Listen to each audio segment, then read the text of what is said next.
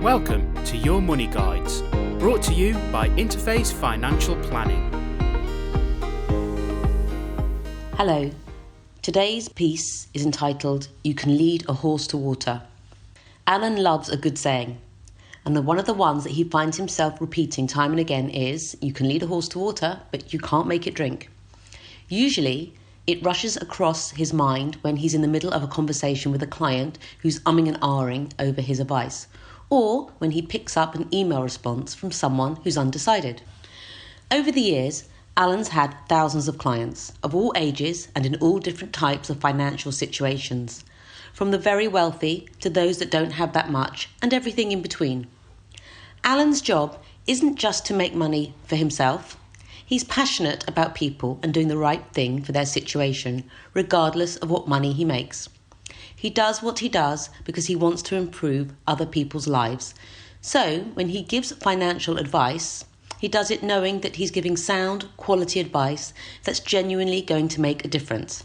However, with all the will in the world, and we'll talk about wills later on, you can't force people to follow his good advice. Here's a good example. He has a lovely couple in their early 70s. He's known them a long while.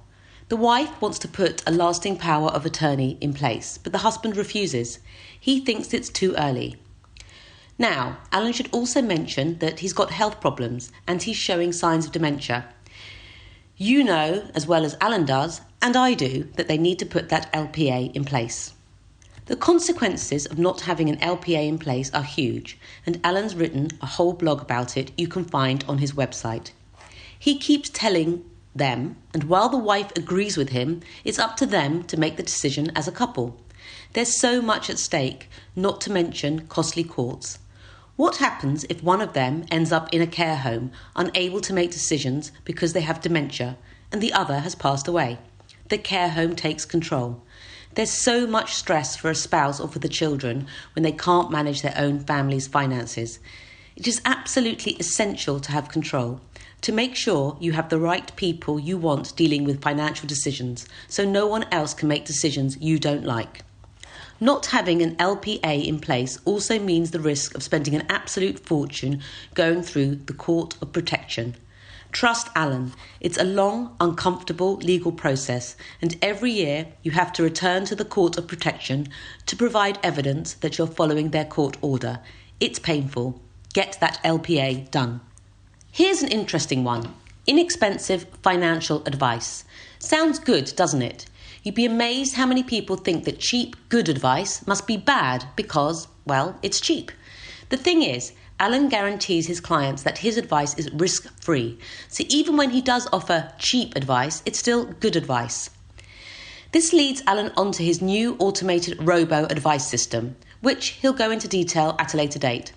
It's a brilliant, intuitive system where people can place investments for what Alan would call a ridiculous price.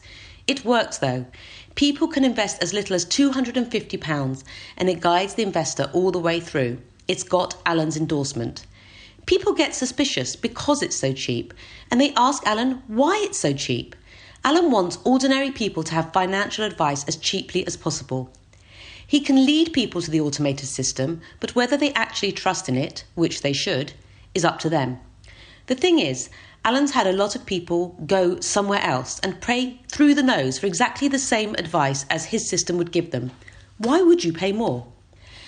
Here's an example of someone who is grateful for cheap but good financial advice. Alan had an inquiry from a guy in a sticky situation. He's not been able to work for a year due to the pandemic, and he has a vulnerable elderly father. Having contacted no less than 6 IFAs who all refused him, he was at a loss.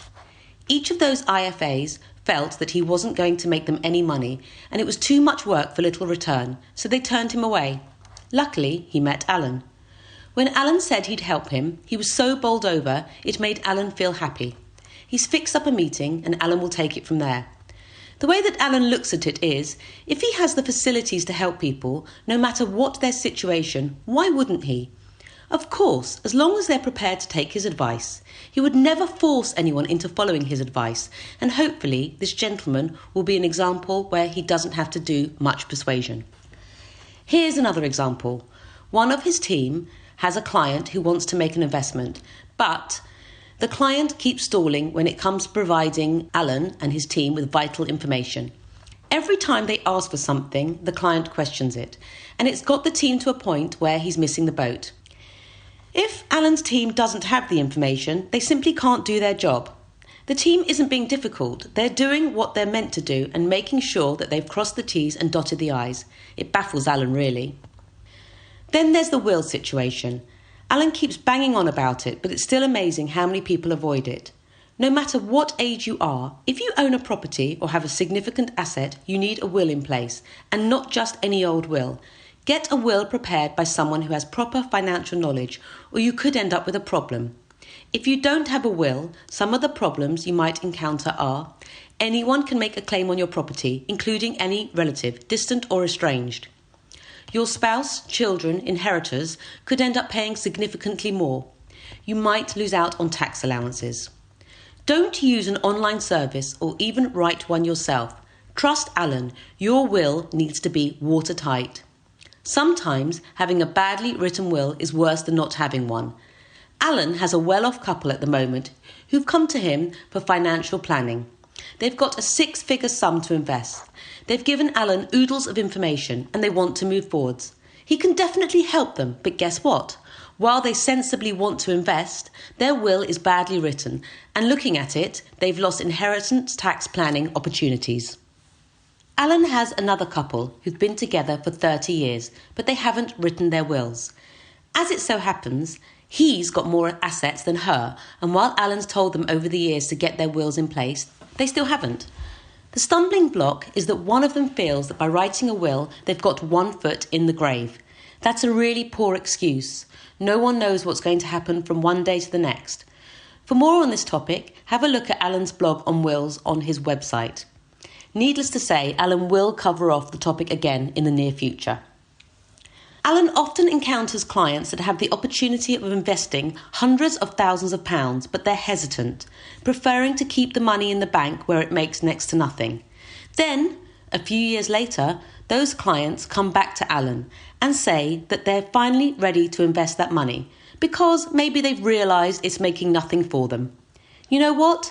Alan always gives them a good return, and a few years later they'll have made tens of thousands of pounds on their investment. But what upsets Alan is that by sitting on that money, they missed out on making even more because they didn't take his advice years earlier. Like Alan says, you can lead a horse to water. By all means, get a second opinion. Get a third opinion if you want, but when you have a really reputable, honest, genuine IFA, like Alan, who guarantees return, don't waste time and potentially miss out on opportunity. Worse still, listen carefully so you don't end up in more than a difficult financial situation later on down the line. Thank you for listening. For more information, visit our website at interfacefinancialplanning.co.uk.